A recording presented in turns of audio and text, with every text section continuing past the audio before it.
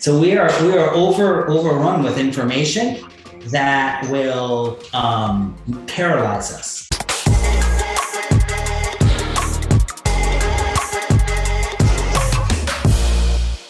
Right now you're at a place where you're comfortable, right?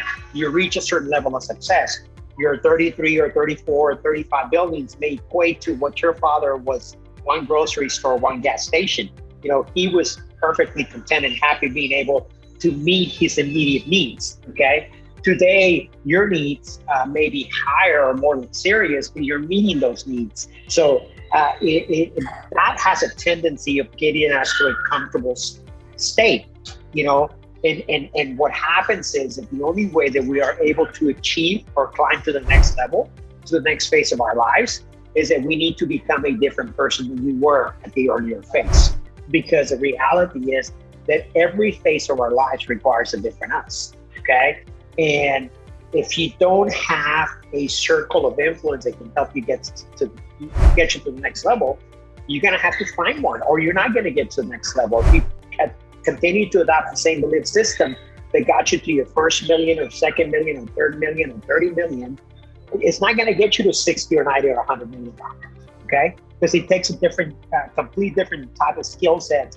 There's actually a system, okay, for everything that we do in life, whether it's right or wrong. There is a system, okay? And the idea, and I love what you said, that you're invested in yourself by going to this mastermind for 10 days in Belize and being around people that are smarter, wiser, more knowledgeable than you are.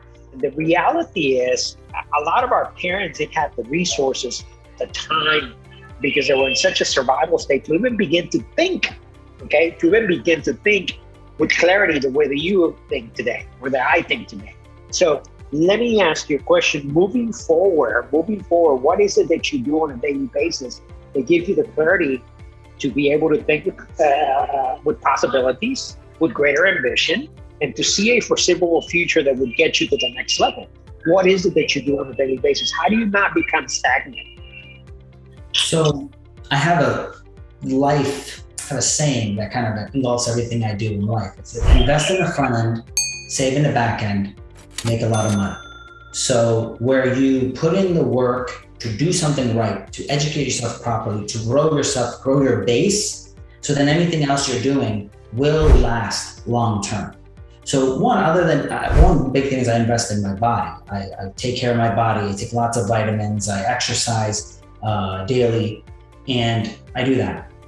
In addition to that, obviously I'm investing in my mind. So I keep myself educated. I listen to almost everything out there, and I'm part of multiple different groups to be educated on what's going on.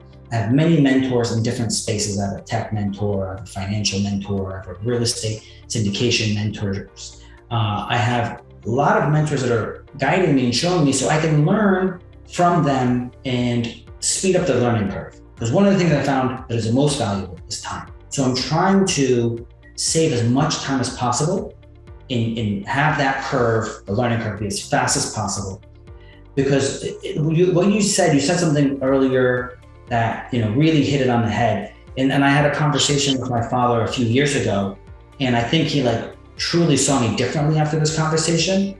And I told him, I was like, look, you keep on talking about what I'm doing, and as if I should keep doing this. But one thing we have to remember is that who we were brought us to where we are. But who we are is not going to take us to where we need to go. So we have to change who we are so we can become the person who we want to be. Every 7 years, every piece of your body is literally different. Absolutely. Every 7 years, you are not the same person. Now, if you take bad care of your body, you're not taking care of your mind, you're not taking care of yourself, you're going to be worse than you are in 7 years. But you can see someone that actually didn't take care of themselves when they were younger, and they started focusing on doing the right thing for themselves in their life, in their body. In 7 years, they actually look younger than they did. Absolutely. Who we are, we create who we are. You really said it well earlier. We're making our future. We are building it, we're constructing it. So when you invest in it, you're going to get a huge benefit. And what I've also noticed is that I've seen people that have been extremely wealthy and lose everything. And I've seen a lot of those people. And it's usually when it comes to short-term benefits that end up sacrificing the long-term. And they don't realize that at the moment. It's hard to in the moment, but and that's why I try to have varying perspectives around me to kind of be a mirror, so I don't fall into the traps of thinking that I am so good and so smart and I can do things that isn't wise. Yeah, I want to talk about something you brought up a minute ago that I think is extremely important. That is speed up the learning curve. Okay, and the easiest way, and today we have a plethora of tools available to us to be able to speed up the learning curve.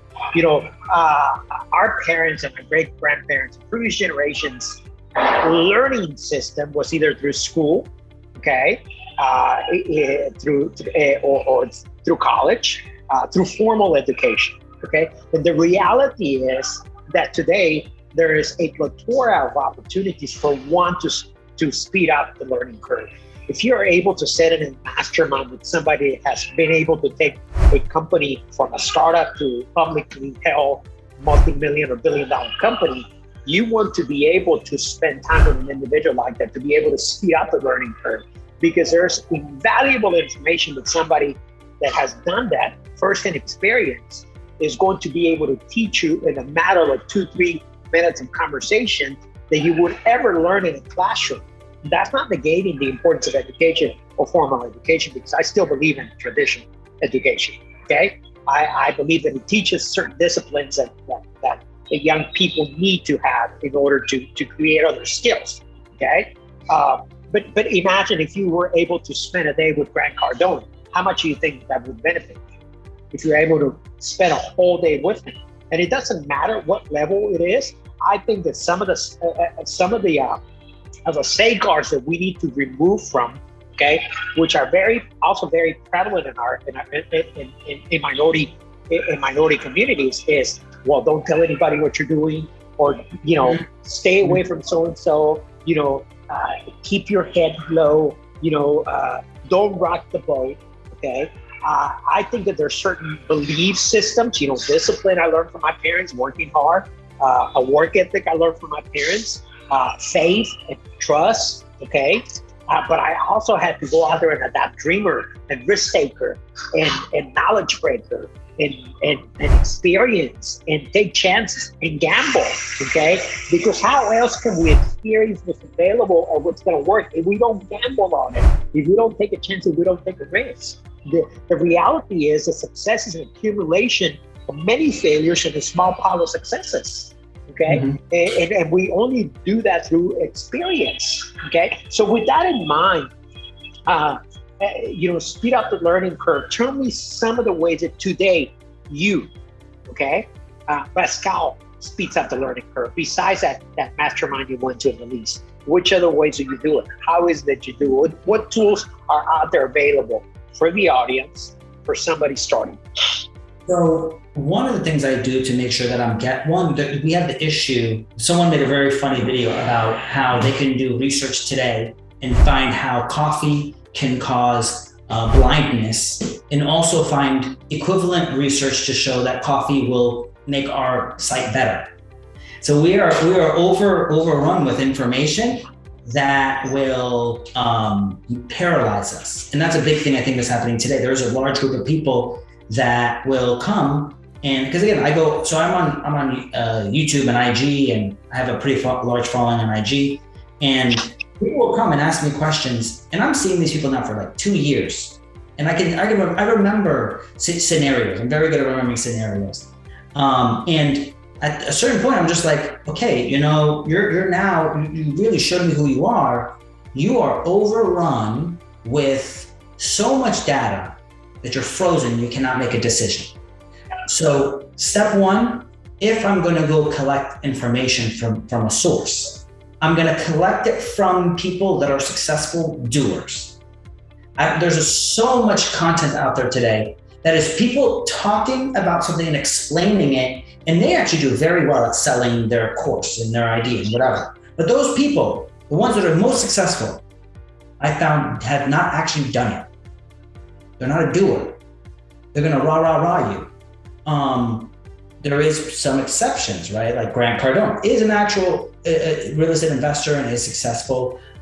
There's Robert Kiyosaki, there's real estate guys, there is people out there. But when I go to the people who are successful and technical knowledge, because a lot of times when you finally do have the power and the energy inside of yourself to do something, you kind of need some technical help and answers. So I want someone to be able to encourage me and to give me technical help, but also a good mentor could also discourage you to say, hey, you're not doing the right thing. You should stop doing that, because it's not all about, because we have this thing where we have a group of people that are motivational speakers that it's only good.